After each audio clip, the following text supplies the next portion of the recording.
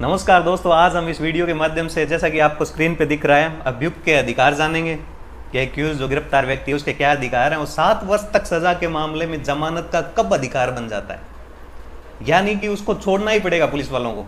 और 41A के notice के बारे में, कौन से मामलों में 41A का नोटिस पुलिस को देना अनिवार्य है और चेक लिस्ट क्या है, चेक लिस्ट पुलिस में क्या क्या डिटेल देनी पड़ेगी, चेक लिस्ट दिखाएंगे भी और उससे रिलेटेड एक मामला भी बताएंगे और साथ में ये भी बताएंगे कि 41A के नोटिस का प्रारूप भी बताएंगे दोस्तों।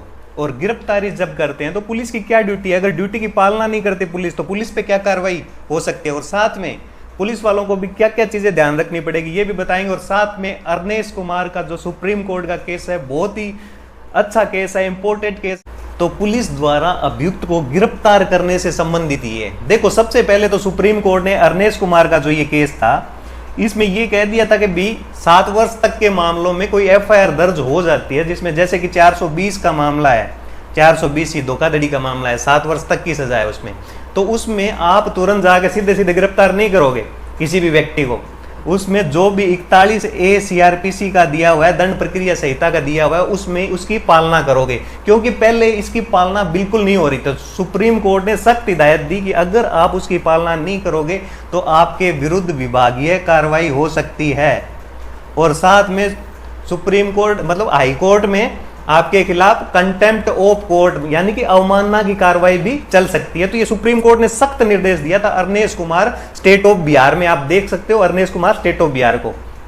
तो इसमें यह भी कहा कि आप 7 वर्ष तक के सजा के मामले का जो भी जिसमें FIR अभियुक्त के खिलाफ या मुलजिम के खिलाफ दर्ज होती है तो उसको 41A CRPC दंड प्रक्रिया संहिता का नोटिस दोगे, नोटिस देके थाने में बुलाओगे और जो भी अन्वेषण करोगे तो उससे पूछताछ करोगे, नोटिस देके ही बुलाओगे। तो नोटिस देने के बाद अगर बार बार नोटिस दिए जाने के बाद उपस्थित नहीं होता है ऐसा अभियुक्त जिसके खिलाफ FIR हुई है 7 वर्ष तक के मामलों में, तो उसको गिरफ्तार कर सकते हो, वो भी रीजन लिख के। तो चेकलिस्ट बनानी पड़ेगी, चेकलिस्ट, ये हम चेकलिस्ट का प्रारूप भी देखेंगे, 41A के नोटिस का भी प्रारूप देखेंगे। और अरनेश कुमार में ये भी स्पष्ट किया कि 41A के नोटिस में क्या क्या कमी नहीं होनी चाहिए, पूरा मतलब नोटिस ढंग से बनाना चाहिए। और चेकलिस्ट में भी जो भी उसका रीजन है, आ नहीं रहा है, 41A की नोटिस की पालना नहीं कर रहा है या उसके भाग जाने की संभावना, अगर उसको गिरफ्तार करने की जरूरत है तो उसको गिरफ्तार करेंगे। तो पूरा रीजन दे के, रीजन में स्पष्ट रूप से इंगित करके उसको गिरफ्तार कर सकते हैं। अगर पुलिस अधिकारी ये दोनों चीजों की पालना नहीं करता है तो उसके खिलाफ विभागीय कार्रवाई होगी। और दूसरी बात, उसकी मतलब अवमानना कार्रवाई, हाईकोर्ट में अवमानना कार्रवाई भी उसके खिलाफ हो सकती है। और तीसरी बात यह है कि जो भी एक्यूज्ड या मुलजिम है उस मुकदमे में, तो उसको संबंधित मजिस्ट्रेट कोर्ट छोड़ने के लिए बाध्य है, उसको जमानत पे फिर छोड़ना ही पड़ेगा। अगर पुलिस अधिकारी चेक लिस्ट में कमियां हैं या 41A का नोटिस नहीं दिया है या 41A के नोटिस में भी कमी है तो उसको छोड़ने के लिए बाउंड है संबंधित मजिस्ट्रेट, उसको छोड़ना ही पड़ेगा जमानत पे। और ये मजिस्ट्रेट को कौन ध्यान दिलाएगा, या तो एक्यूज्ड पर्सन, खुद एक्यूज्ड पर्सन, या उसका एडवोकेट के माध्यम से ध्यान दिला दो, या खुद। पहली बात तो ये संबंधित कोर्ट में ये चीज जाती है, 41A का नोटिस, चेक लिस्ट, तो संबंधित कोर्ट में मजिस्ट्रेट की ये ड्यूटी है, वो ड्यूटी बाउंड है कि उसको चेक करना पड़ेगा कि चेक लिस्ट में क्या क्या कमी है, 41A के नोटिस में क्या क्या कमी है। ये प्रथम दृष्टया प्राइमरी मजिस्ट्रेट का कर्तव्य है। अगर उसको कमी लगती है तो वो तुरंत एक्यूज्ड को, जो भी अभियुक्त है, उसको छोड़ना ही पड़ेगा। अगर नहीं छोड़ रहे हैं मजिस्ट्रेट साहब तो आपका कर्तव्य बनता है, आपके एडवोकेट का कर्तव्य बनता है कि मजिस्ट्रेट साहब को उन चीजों की ओर इंगित किया जाए। अगर आपके नॉलेज में ये चीजें आती है, 41A के नोटिस की कमी, चेकलिस्ट की कमी, ये दोनों चीज मैं आपको इसका फॉर्मेट भी दिखा दूंगा, ये भी बता दूंगा कि क्या क्या कमियां हो, तो आप कोर्ट की नोट में ला सकते हो अगर आपके नॉलेज में ये दोनों चीज, ये कमियां आ जाती है तो। और पुलिस अधिकारी 7 वर्ष तक के मामले में अगर अभियुक्त को मुकदमा हुआ है उसके बाद अगर गिरफ्तार करना जरूरी समझता है तो अभियुक्त के ये अधिकार है कि 24 घंटे के अंदर अंदर अभियुक्त को कोर्ट के समक्ष पेश करना पड़ेगा। बीच में जो भी यात्रा है उसके समय को छोड़ सकते हैं। ये प्रोविजन आप देख सकते हो आर्टिकल 22 संविधान का है और सेक्शन 57 और प्रक्रिया दे रखी है 167 CRPC, ये 57 और 167 दंड प्रक्रिया संहिता की सेक्शन है, इसमें आप ये चीज देख सकते हो। और एक्यूज जो है पुलिस अधिकारी उसको बकायदा कहेगा, अपना पद नाम बताएगा, वारंट के बिना गिरफ्तार करेगा कि आपके खिलाफ ये FIR हुई है, गंभीर मामला है, इसमें हम आपको गिरफ्तार करने आए हैं 7 वर्ष तक के मामलों में। और जो चेक लिस्ट में वो बकायदा रीजन देगा कि क्यों गिरफ्तार कर रहा है 7 वर्ष तक के मामला। अगर रीजन नहीं दे रहा है तो वो जो गिरफ्तारी है वो विधिक नहीं होगी, अविधिक मान ली जाएगी, वो रीजन देना ही पड़ेगा। क्योंकि सुप्रीम कोर्ट ने कहा है कि ऑटोमेटिक अरेस्ट मत करो, ऐसे जाके किसी को गिरफ्तार कर लिया, आप नोटिस दो 41A का। अगर नहीं पालना कर रहा है, ऐसे कोई वो थोड़ी है 7 वर्ष तक के मामले में समाज के खिलाफ इतना तगड़ा अपराधी हो गया, ये हो गया, तो 400 जैसे 498A का मामला भी इसमें आ जाता है। वैवाहिक मामले हैं लगभग झूठे हो रहे हैं। अरनेश कुमार का मैटर भी 498A का मैटर था, इसमें भी स्पष्ट रूप से ये दिशा निर्देश कि ऐसे आप किसी को गिरफ्तार नहीं करोगे, उसको बकायदा नोटिस दो, उससे बातचीत करो, क्यों क्या मुकदमा हुआ है, उससे बुला के पूछताछ करो। आराम से सहयोग कर रहा है तो गिरफ्तार करने की जरूरत क्या है उसको। तो इसलिए ये ही नहीं कि दहेज के मामले में या 420 के मामले में हर तरह का 7 वर्ष तक की सजा है, 7 वर्ष से कम की सजा है, कोई भी मैटर हो उसमें 41A का नोटिस तो आप दीजिए।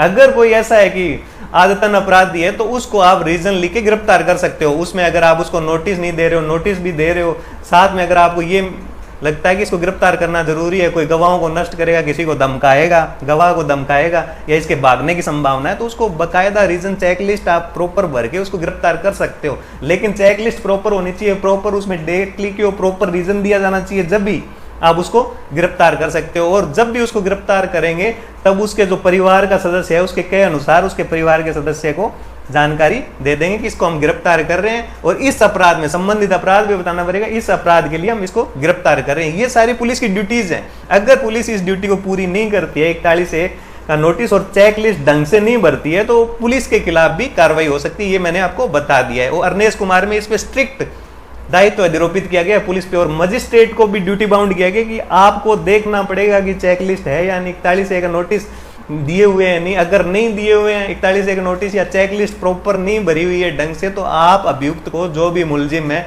संबंधित मुकदमे में, तो उसको आप छोड़ने के लिए बाध्य हो।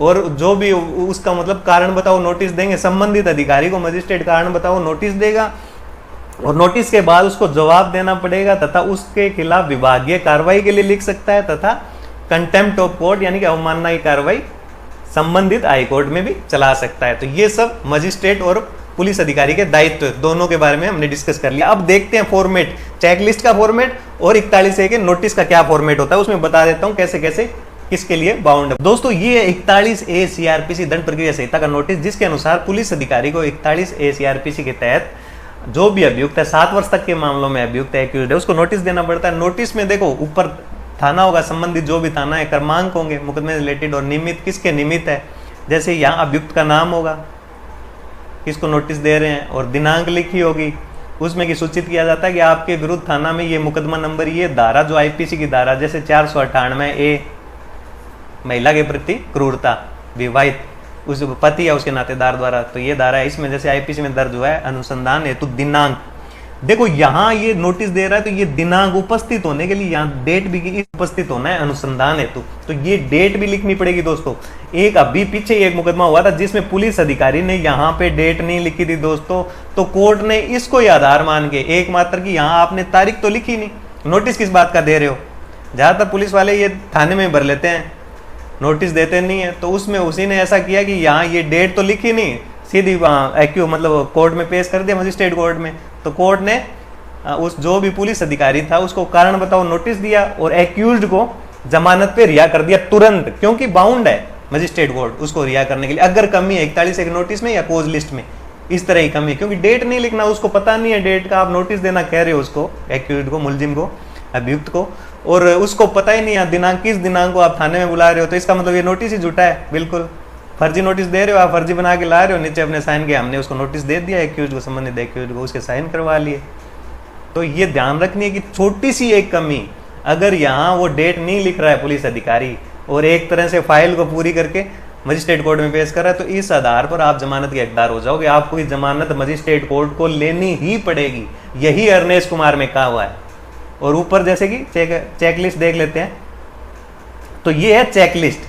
तो चेकलिस्ट में जैसे कि मजिस्ट्रेट जैसे 7 वर्ष तक का मामला है और पुलिस अधिकारी आपको गिरफ्तार करना चाहता है, मतलब आपको नोटिस की, या तो नोटिस की पालना नहीं कर रहे आप तब गिरफ्तार करना चाहता है, या वैसे ही कि आपको गिरफ्तार करना है, उसका उद्देश्य ये है मेरे को तो गिरफ्तार करना है, तो उसको बकायदा यहाँ प्रकरण संख्या, दिनांक, थाना, धारा, नाम, पता मुलजिम का ढंग से लिखना पड़ेगा।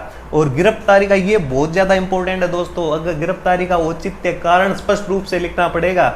जैसे गवाह को धमका सकता है तो प्रॉपर ऐसे टिक लगा होना चाहिए, और हाँ या नहीं में से हाँ पे टिक होना चाहिए, बिल्कुल बकायदा हाँ पे टिक लगा होना चाहिए या नहीं पे टिक लगा होना चाहिए। बकायदा सारे रीजन स्पष्ट रूप से लिखने पड़ेंगे। अभी एक मुकदमे में क्या हुआ, उसमें पुलिस अधिकारी ने जैसे ये टिक किए हुए हैं, मैंने इसको वैसे एडिट कर लिया है, इसमें उसी के किए हुए टिक का ही पता नहीं, कोई बीच में कर दिया, यहाँ कर दिया, रीजन नहीं दिया हाँ या नहीं क्या रीजन है। तो स्पष्ट रूप से अगर रीजन नहीं है तो अरनेश कुमार में स्पष्ट रूप से कहा हुआ है कि मुलजिम को मजिस्ट्रेट कोर्ट बाउंड करेगी और पुलिस अधिकारी जो भी पुलिस ऑफिसर है उसके खिलाफ विभागीय कार्रवाई के लिए लिखेगा और उससे कारण बताओ नोटिस भी उस पुलिस अधिकारी को कि आपने ऐसा क्यों किया। इसका मतलब ये मुकदमा ही फर्जी है पूरा।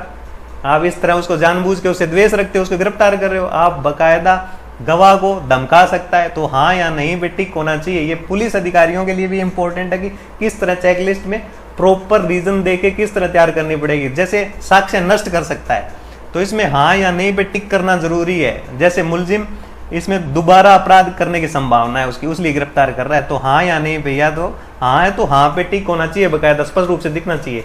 तो इसी बात पे ये अभियुक्त को जमानत मिल गई थी, एक मुलजिम को जमानत मिल गई, तो पुलिस अधिकारी के विरुद्ध विभागीय कार्रवाई के लिए मजिस्ट्रेट ने लिख दिया था और उसके खिलाफ हाईकोर्ट में अवमानना की कार्रवाई भी की जा सकती है। अवमानना की क्यों? क्योंकि अरनेश कुमार की अवमानना पुलिस अधिकारी स्पष्ट रूप से कर रहा है। और हाँ, दूसरी बात इसमें यह है, कोई मजिस्ट्रेट कोर्ट भी इन बातों पे ध्यान नहीं देता है। तो पहली बात प्राइमरी ड्यूटी ये है कि संबंधित एडवोकेट अवगत करवाए। अगर उनके भी मतलब ध्यान में नहीं आती है तो संबंधित मजिस्ट्रेट की तो वो ड्यूटी बाउंड है, उसका कर्तव्य है मजिस्ट्रेट का भी कि ये चीजें देखे और अगर गलत गिरफ्तारी किसी व्यक्ति की हो रही है तो उसको तुरंत प्रभाव से उसको रिलीज कर दे, उसको मुक्त कर दे, उसको जमानत पे छोड़ दे। ये बातें ध्यान रखनी है आपको, बहुत ज्यादा इंपॉर्टेंट बातें हैं दोस्तों।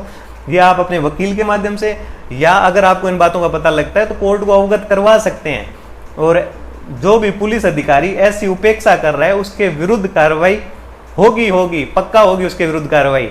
और दूसरा, एक पुलिस परिप्रेक्ष्य में देखा जाए तो पुलिस अधिकारी को भी इन चीजों का, जब भी वो चेकलिस्ट तैयार करते हैं तो इन चीजों का ध्यान रखना चाहिए, इनमें कमी नहीं रखना चाहिए। जहां भी टिक करते हैं तो प्रॉपर टिक करें, प्रॉपर रीजन बताएं उसको गिरफ्तार करने के। ऐसे नहीं कि 7 वर्ष तक के मामले में आप गिरफ्तार कर रहे हो, रीजन लिख ही नहीं रहे, 41 का नोटिस दे रहे हो तो उसमें भी प्रॉपर किस दिन कोर्ट मतलब उस संबंधित थाने में बुला रहे हो उससे पूछताछ के लिए, ये प्रॉपर नोटिस में सब कुछ मेंशन होना चाहिए, उसके साइन भी होने चाहिए नीचे, और चेकलिस्ट में भी प्रॉपर मेंशन होना चाहिए। ये दोनों के लिए ही है।